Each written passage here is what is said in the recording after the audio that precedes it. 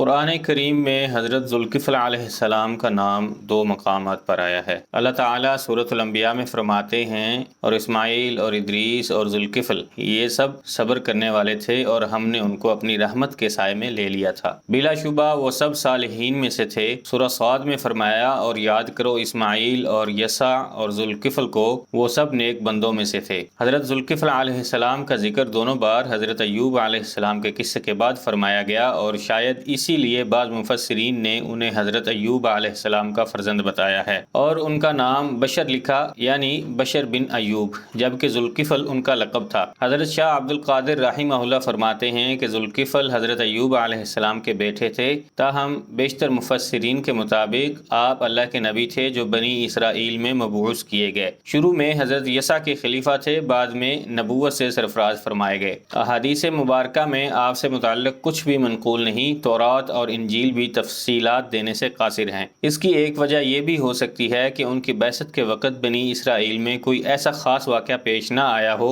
جو عبرت و بصیرت اور موعظت کا پہلو رکھتا ہو، کیونکہ قرآن کریم میں عمومی طور پر سابقہ انبیاء کرام کے وہی حالات و واقعات بیان کیے گئے ہیں جن میں کوئی نصیحت، سبق یا کوئی پیغام ہو اور جس سے اہل عقل عبرت حاصل کریں۔ جیسا کہ سورہ ہود میں ارشاد باری تعالی ہے، اے پیغمبر، سابقہ انبیاء کے حالات ہم اس لیے بیان کرتے ہیں تاکہ تمہارے دل کو تسلی ہو اور مومنوں کے لیے نصیحت و عبرت ہو۔ حضرت ذوالکفل علیہ السلام سے متعلق مفسرین کی مختلف آراء ہیں، بعض ان کی نبوت اور بعض ان کی ولایت کے قائل ہیں۔ امام ابن جریر رحمہ اللہ نے ان کی بابت توقف اختیار کیا ہے، جبکہ حافظ ابن کثیر رحمہ اللہ فرماتے ہیں کہ قرآن پاک میں ان کا ذکر انبیاء کرام کے ساتھ آنا اور ان کے لیے تعریف و توصیف کے کلمات سے عیاں ہوتا ہے کہ وہ اللہ کے برگزیدہ نبی تھے۔ بیشتر مفسرین اسی موقف کی تائید کرتے ہیں کہ تاہم بعض کا خیال ہے کہ وہ نبی نہیں بلکہ عدل و انصاف کرنے والے ایک دانا شخص تھے۔ مشہور مفسر حضرت مجاہد رحمہ اللہ فرماتے ہیں کہ وہ نبی نہیں تھے بلکہ ایک نیک اور صالح انسان تھے۔ یہودیوں کا دعویٰ ہے کہ ذوالکفل حضرت حزقیل علیہ السلام ہی تھے اور بنی اسرائیل کی اسیری کے زمانے میں مبعوث فرمائے گئے۔ بائبل کے مطابق جب بخت نصر نے یروشلم پر حملہ کیا تو اس نے وہاں کے ہزاروں یہودیوں کو قیدی بنا لیا اور انہیں بھیڑ بکریوں کی طرح ہانک کر عراق لے گیا، جہاں دریائے خابور کے کنارے ایک نئی بستی آباد کی جس کا نام تل ابیب رکھا۔ وہ یہودی وہاں کئی دہائیوں تک قید رہے اور اسی قید کے دوران حضرت حزقیل علیہ السلام کو نبوت سے سرفراز فرمایا گیا۔ یہی وجہ ہے کہ بائبل میں صحیفہ حزقیل تو موجود ہے لیکن حضرت ذوالکفل علیہ السلام کے سلسلے میں خاموشی ہے۔ ذوالکفل کا لفظی ترجمہ صاحب نصیب ہیں، تاہم اس کا ایک مطلب حق و انصاف کے ساتھ کفالت کرنے والا بھی ہے۔ حضرت مجاہد رحمہ اللہ سے منقول ہے کہ حضرت ذوالکفل علیہ السلام نیک اور صالح انسان تھے، اور چونکہ وہ اپنی قوم کی کفالت کرتے تھے اور ان کے درمیان حق و انصاف پر مبنی فیصلے کرتے تھے، لہذا قوم نے انہیں ذوالکفل یعنی کفالت کرنے والا کہنا شروع کر دیا۔ ایک روایت یہ بھی ہے کہ آپ علیہ السلام اپنی قوم کے مذہبی رہنما اور اللہ کے نبی تھے۔ قوم کے تمام تر معاملات کی نگرانی اور کفالت ان کے اہم فیصلے حق و انصاف کے تقاضے مد نظر رکھتے ہوئے کیا کرتے تھے، جس پر قوم آپ سے بے حد خوش تھی، چنانچہ انہوں نے آپ کو ذوالکفل کہنا شروع کر دیا۔ بعض کہتے ہیں کہ آپ علیہ السلام حضرت ایوب علیہ السلام کے بیٹے تھے، ایک شخص کے ضامن بن کر کئی برس تک قید و بند کی صحبتیں برداشت کیں، لہذا ذوالکفل کہلانے لگے۔ ایک اور روایت کے مطابق ملک شام کا بادشاہ بزرگی، معاملہ فہمی، پاکیزہ اخلاق، شیریں کلامی اور نفیس عادات و اطوار کی وجہ سے آپ کو پسند کرتا تھا اور آپ اس کے دربار میں بآسانی چلے جایا کرتے تھے۔ جہاں بادشاہ مذہبی معاملات میں آپ سے مشورہ بھی کرتا، لیکن ان سب باتوں کے باوجود وہ بنی اسرائیل سے سخت عداوت رکھتا تھا۔ ایک مرتبہ اس نے بنی اسرائیل کے بہت سے مذہبی رہنماؤں کو قید میں ڈال کر ان کو قتل کرنے کا حکم جاری کر دیا۔ حضرت ذوالکفل علیہ السلام کو اس بات کا علم ہوا تو بادشاہ کے دربار میں پہنچے اور درخواست کی کہ ان سب کو قتل کرنے کے بجائے ان کے حوالے کر دیا جائے تاکہ وہ ان کی اصلاح کر سکیں۔ بادشاہ نے قیدی ان کے حوالے کر دیے، وہ انہیں اپنے گاؤں لے کر آئے جہاں کئی دن مہمان رکھا اور ان کے ساتھ نہایت عزت و احترام کا سلوک کیا، پھر انہیں رہا کر دیا۔ یہ مذہبی رہنما جب اپنی قوم میں واپس پہنچے تو انہوں نے آپ کو ذوالکفل کے نام سے یاد کیا، جس پر بنی اسرائیل آپ کو ذوالکفل کہنے لگے۔ بعض مفسرین کا کہنا ہے کہ آپ علیہ السلام نے حضرت یسع علیہ السلام کے خلیفہ کی حیثیت سے وعدہ کیا تھا کہ ان کی غیر موجودگی میں بنی اسرائیل کی کفالت انہیں شریعت موسوی کی پیروی اور تورات پر عمل پیرا رہنے کی تلقین کرتے رہیں گے، اس لیے ان کا نام ذوالکفل پڑ گیا۔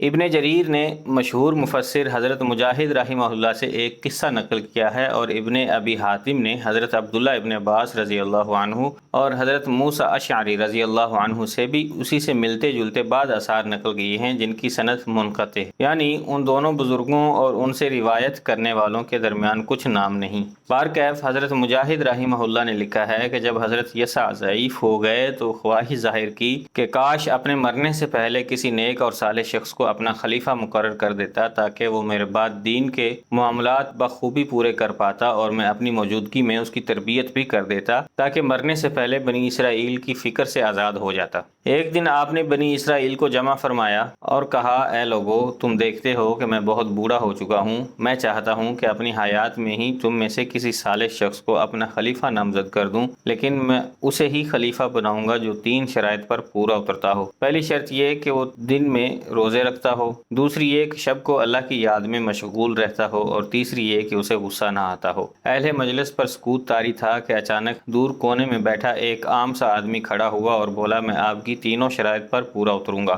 حضرت عیسیٰ علیہ السلام نے اپنی شرائط دہراتے ہوئے پوچھا، کیا تم تینوں پر پورا اترتے ہو؟ اس نے جواب دیا، جی ہاں۔ آپ نے جواب نہیں دیا اور مجلس دوسرے روز تک کے لیے برخاست کر دی۔ اگلے دن حضرت عیسیٰ علیہ السلام نے پھر اپنا سوال دہرایا، مجمع خاموش رہا۔ وہی شخص کھڑا ہوا اور بولا، میں آپ کی شرائط پر قائم رہنے کا عہد کرتا ہوں۔ لہٰذا حضرت عیسیٰ علیہ السلام نے انہیں اپنا خلیفہ بنا لیا، اور وہ شخص حضرت ذوالکفل تھے۔ ابلیس مجلس کے ایک کونے پر بیٹھا یہ سب دیکھ رہا تھا، اس سے برداشت نہ ہو سکا، چنانچہ اپنے کرندوں کو حکم دیا کہ ذوالکفل کو راہ راست سے ہٹانے کی بھرپور کوشش کرو، لیکن جلد ہی وہ سب ناکام ہو گئے۔ تو پھر ابلیس نے یہ کام خود اپنے ذمہ لے لیا۔ حضرت ذوالکفل علیہ السلام کا دوپہر کو تھوڑی دیر قیلولے کا دستور تھا۔ ایک دوپہر ابلیس بوڑھے فقیر کے بیس میں نہایت پراگندہ حالت میں حضرت ذوالکفل علیہ السلام کے مکان پر جا پہنچا۔ ابھی آپ اپنے بستر پر آرام کی غرض سے لیٹے ہی تھے کہ ابلیس نے دروازہ کھٹکھٹایا۔ ابلیس بولا، میں ایک مظلوم ناتواں بوڑھا ہوں اور آپ کے پاس انصاف کے لیے حاضر ہوا ہوں۔ آپ نے دروازہ کھولا تو ایک کمزور اور ضعیف شخص کو کھڑا پایا۔